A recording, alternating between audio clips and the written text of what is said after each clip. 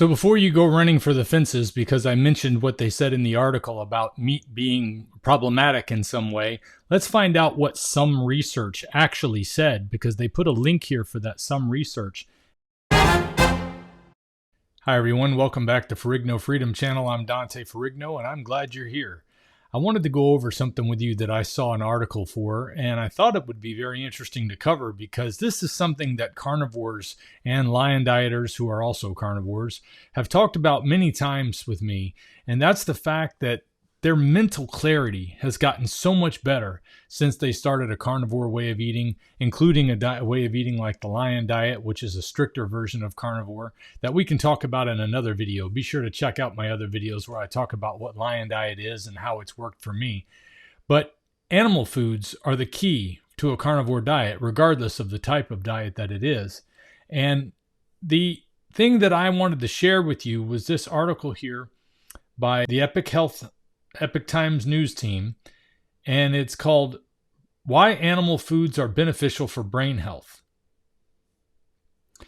Colorful fruits and vegetables are dietary superheroes, no doubt about that, but a growing number of experts are saying that forsaking all animal products could starve the brain of crucial nutrients. Strictly vegan regimens lack nutrients such as complete proteins, certainly healthy fats, zinc, and iron, and may fail to adequately nourish the brain, potentially hampering mood, memory, and cognitive prowess.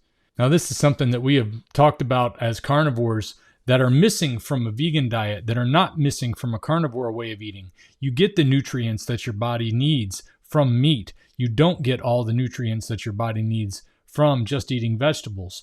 I often hear people say that you could have done the same thing if you'd have just cut out ultra-processed food and sugar, but I also noticed that the people who say that very often are saying you should be eating a vegetarian diet, you should be eating a vegan diet. But that's where they're missing. They're not getting all that they need from their diet. And what I have found also is that especially people whose bodies have been compromised by all the food they've been eating most of their lives, like I had for 48 years before I started eating a carnivore way of eating, is that those vegetables have been altered. They've been genetically modified. They've been crossbred to be stronger. They're covered in pesticides. They're using chemicals to keep them growing and turning ripe on the vine or ripe on their way to the location that they're being sent to. They're affected by heat. They're affected by the shipping and transportation itself. And they're available year-round when really they're only seasonal foods. So all of these things play a role in why vegetables are not on my menu. Fruits are not on my menu. I think a lot of people could still do fine eating fruits and vegetables and eating an animal-based diet like a carnivore diet, but some of us are so compromised that the only option we really have is a carnivore way of eating. And in my case, it seems to be the only option is lion diet, because even when I've tried to incorporate other foods that are animal-based, I'm not able to get away from the ruminant animals and get the benefits that I got when I was on lion diet. So each of us are different in these regards. The point is, animal-based foods are very important for human mental ability and for other physical aspects. Let's get back to the story. Missing nutrients. The deterioration in mental health over the past 75 years correlates with the decline in dietary quality, according to Dr. Georgia Eddy, a Harvard-trained psychiatrist specializing in nutrition science and brain metabolism and author of Change Your Diet, Change Your Mind. Both animal and plant-based foods play a role in optimizing brain health, Shani Lagrange, a registered dietitian, told the Epic Times. Fiber intake is as important as protein intake to encourage the production of serotonin, which is important for several body functions, including mood stabilization, cognition, learning, and memory, she added. Fiber found in plant-derived foods stimulates the production of short-chain fatty acids, which in turn stimulates the production of serotonin. A higher intake of plant-based foods could also promote a more anti-inflammatory effect, which could promote healthy brain aging and decrease the risk of certain conditions such as dementia. However, Ms. Lagrange said that strict plant-based diets pose a risk of vitamin B12 iron deficiency, if not supplemented, which could be detrimental to neurological and cognitive health and might impair cognitive functioning. Besides micronutrients, animal-derived fats and proteins are optimal for human physiology and structure. Dr. Natasha Campbell McBride, a medical doctor with postgraduate degrees in neurology and human nutrition, wrote in her book, Vegetarianism Explained.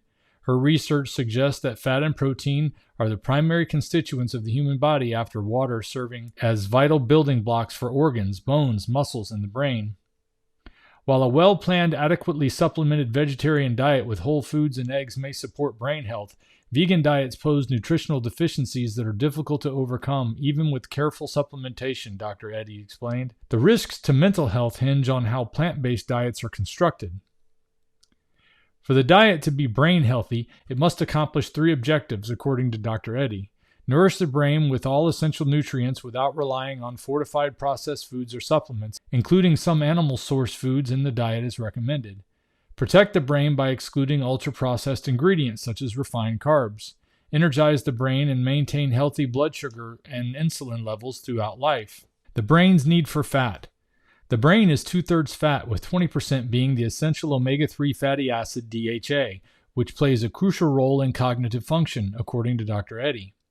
A 2019 review in the Asia-Pacific Journal of Clinical Nutrition showed DHA's essentiality for optimal neural function. The Framingham Heart Study, published in 2006 in the Journal of the American Medical Association's Archives in Neurology, revealed a notable correlation. Higher plasma DHA levels corresponded with a reduced risk of all-cause dementia. People in the top quartile of plasma DHA experienced a 47% decreased risk of dementia. According to Dr. Eddy, the problem is that plant-based foods lack DHA, forcing reliance solely on animal-derived sources from this vital nutrient. While plants contain the omega-3 ALA, converting it into brain-critical DHA is exceedingly difficult, if not impossible. A clinical trial involving young adult men published in the British Journal of Nutrition found that these men exhibit very low or absent capacity to convert ALA to DHA. Further insights came from another study on healthy young women, suggesting women have a slightly greater ALA to DHA conversion ability than men, potentially to meet the demands of fetal development and lactation. Efficient absorption. There are nutritional disparities between animal-based and plant-based foods, according to Dr. Eddy. Only non-dairy animal foods, including meat, seafood, and poultry, provide every essential nutrient in its most bioavailable form, she noted. In contrast, not only do plant foods lack certain nutrients, but the forms of the nutrients they contain also pose challenges to human use, Dr. Eddy said. Plant foods contain anti-nutrients that impede our ability to absorb nutrients from both plant and animal-derived foods. Just because a plant contains a nutrient doesn't mean we can access it, Dr. Eddy said. For instance, grains, beans, nuts, and seeds are rich in phytate, an anti-nutrient known to inhibit the absorption of essential minerals such as iron, zinc, calcium, and magnesium, she noted. These minerals are crucial for various functions including dopamine synthesis, neurotransmitter production, and energy metabolism, which are vital for optimal brain health and function. Our eyes, brains, and immune systems rely on vitamin A for their function and structure. While plants contain carotenoids, which can be converted into retinol, the functional form of vitamin A, in a healthy body, Dr. Eddy said this conversion process is challenging. Environmental toxins and nutritional deficiencies can hinder this conversion, leading to vitamin A deficiency despite one consuming carotenoid-rich plants such as carrots, sweet potatoes, and kale, she added. Enhance nutrient absorption in plant-based diets. Prudent cooking practices, ideal food combinations, and sprouting and fermentation processes can significantly improve the bioavailability of micronutrients from plant-based foods. Specifically, sprouting and fermentation have been shown to enhance the bioavailability of iron and beta-carotene from plant foods, according to a 2016 review published in Critical Reviews in Food and Science Nutrition. With careful meal planning and proper supplementation, it is theoretically possible for adults following a vegan or vegetarian diet, excluding pregnant or breastfeeding women, to meet their requirements for all essential needs, Dr. Eddy said. However, achieving this can be challenging and requires diligent effort, she added. Finding balance. Plants primarily function as cleansers for the body, according to Dr. Campbell McBride. In their natural state, plants contain detoxifying compounds that aid in the removal of harmful chemicals and toxins accumulated in our bodies. However, it's essential to reduce the animal-based foods after a cleanse to prevent the body from deteriorating and experiencing starvation, she said. This does not mean one should overeat meat, as that also has its downsides. Some research has linked long-term and very high intake of animal proteins, especially red meat, to suboptimal brain health. In moderation, however, protein found in animal-based products is essential to overall nutrition, Ms. LaGrange said. So LaGrange was also the one here that was talking about the importance of having fiber in your diet as well. And we've covered that. So before you go running for the fences, because I mentioned what they said in the article about meat being problematic in some way, let's find out what some research actually said, because they put a link here for that some research. And it's a link to the National Library of Medicine. All right, I'm taking a look at some ingredients of a very popular soap that people use to wash their body with. And it talks about key ingredients: lauric acid, glycerin, and titanium dioxide. Sounds really healthy. And then there's a number of other ingredients in this soap. One of them is sodium tallowate, which is really about the only thing you need to actually have soap. So why all this other stuff? You know, I don't even want to ask why. I just want to get back to using regular soap. Sodium tallowate is tallow mixed with some kind of alkaline substance to make soap. Soap basically just makes the particles on your skin more soluble so that they can come off easier. Another way I've heard it put that I like is it makes water wetter. And that's all it needs to do to effectively do its job. You don't have to have all these chemicals on your skin to get your skin clean. And ultimately, that's what you're looking to do when you buy a bar of soap. And that's what I like about Vintage Tradition Tallow Balm Soap, is it only uses tallow made from suet and extra virgin olive oil. Extra virgin olive oil is that alkaline substance that gives that tallow its soapy appeal.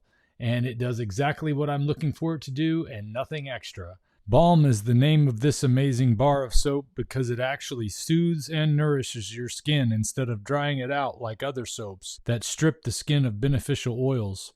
Its pure, simple ingredients, instead of toxic chemicals, make it super hypoallergenic.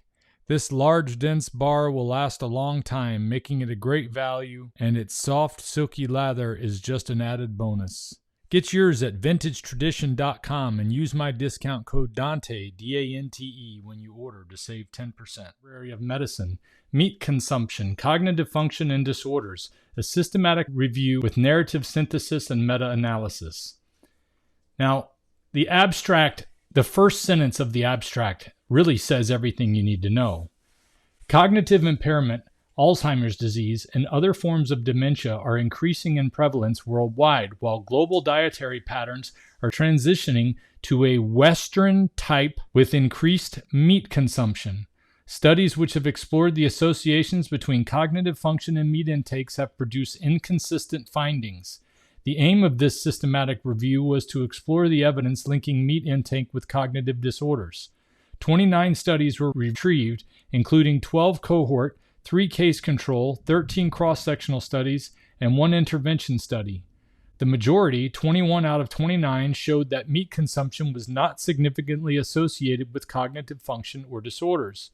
Meta-analysis of 5 studies showed no significant differences in meat consumption between cases with cognitive disorders and controls. However, there was considerable heterogeneity.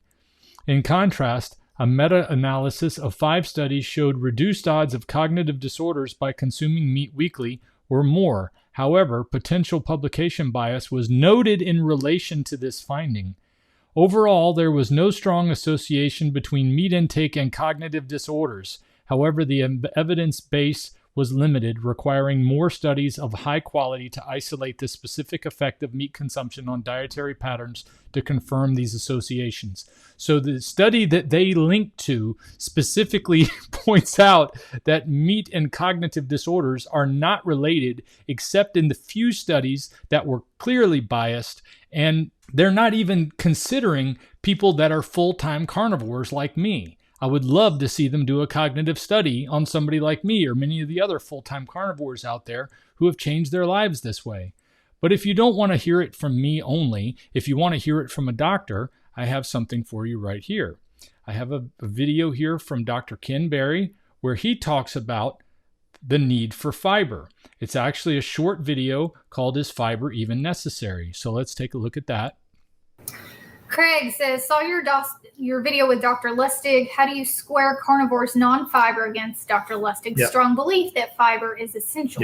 And first of all, let me say I have great respect for Dr. Robert Lustig. It was an honor to have him on for an interview. However, Dr. Lustig and I do not agree on everything related to a proper human diet.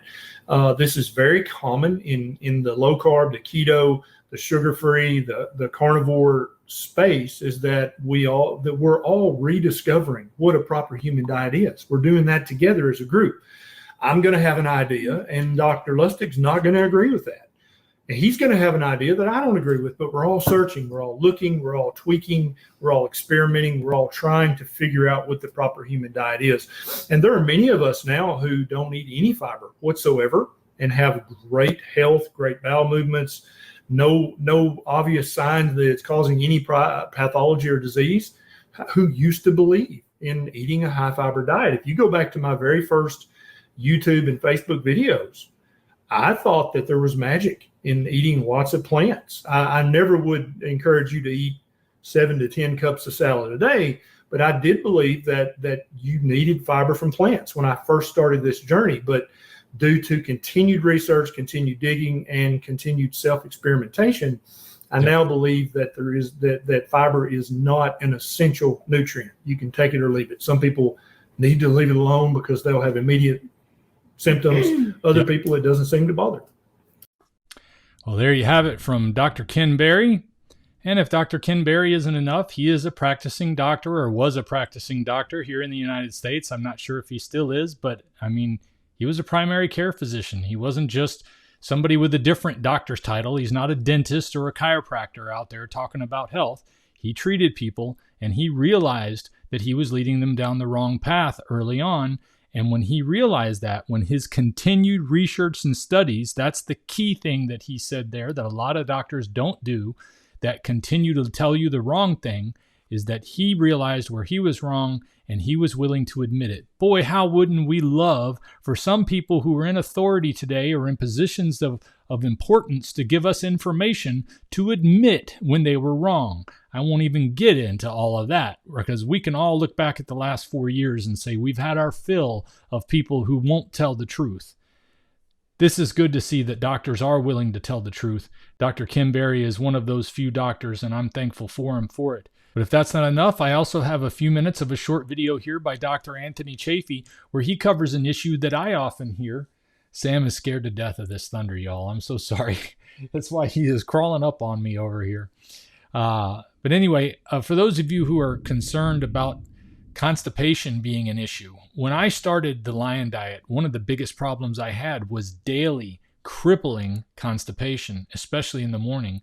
I used to sit in the bathtub for almost an hour before work, soaking in Epsom salt, so I thought I might be able to move my bowels easier, and it still wasn't easy. It was like giving birth sometimes, and then a lot of times nothing was happening.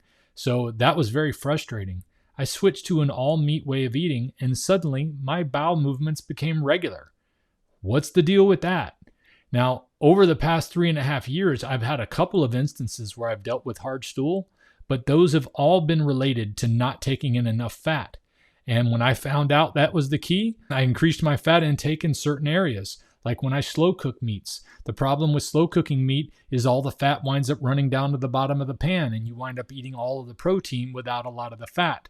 You can take that liquefied fat and let it solidify again when it cools off, and then eat some of that with your slow cooked meat, so you make sure you get plenty of fat with your food. There's also lean meats like chicken, and I ate a lot of venison myself. I don't eat any chicken. I haven't touched chicken in 3.5 years because it's not a ruminant animal and I'm on Lion Diet. But lean meats like elk and deer, they can be very low in fat and not give you enough fat for your body to be able to digest properly. That fat is a big part of helping you go to the bathroom properly. And if you get too much fat, you can find that you have runny stool as a result of that. So once you moderate that, you get all the answers you need. But don't take my word for it. Here's Dr. Anthony Chaffee. All right, guys, Dr. Chaffee here. Just want to do a quick video on fiber and constipation, something that I've gotten a number of questions about regularly, and I've tried to answer here and there, but figured I'd just do a one-stop shop for that. Okay, so the long and short of it is you do not need fiber. Okay, it is not necessary. It is not good for you. In fact, it can cause problems. Okay, they say that you need it for your bowels to move, to increase motility, and kind of to an extent it can do that because it gives it something for your bowels to work on, to move around by peristalsis. But we also see that there are studies that show that it increases constipation and it slows things down for a number of reasons. One, you can dry out your stools and it just turns into a block of wood. Okay, and now you've got this big obstructive chunk, and when people get older, they get neurogenic colons, and they are just going to move slower anyway. But the breakdown of fiber in your colon, to a certain extent, it can't break it down very well, produces methane gas. Methane gas has been shown to reduce your motility of your colon. Okay, so that's going to make it move slower, and thereby causing constipation because now it's going to have longer in the colon. It's going to get drier. And the simple thing to do, guys, is just eat fat, because if you eat more fat, it'll just keep that soft anyway. It's already dry enough. You can stay in there till Christmas. It'll still be soft because it's not going to change the amount of fat that's there. Okay. Well, there you have it, right out of the mouth of another practicing physician. Now, Dr. Chafee's down in Australia, and these are actual doctors who are talking about the benefits of a carnivore way of eating because they've done the research. We've looked at the study that the article talked about, and we've looked at both sides of it. The interesting thing to me is that we have been told for years the things they said about meat, and even their own links, their sources, don't confirm what they said was wrong with meat. But we've also been told that eating vegetables was important and that a vegan lifestyle was the healthier choice. And now we have a national article by the Epoch Times here talking about how only vegetables are not enough.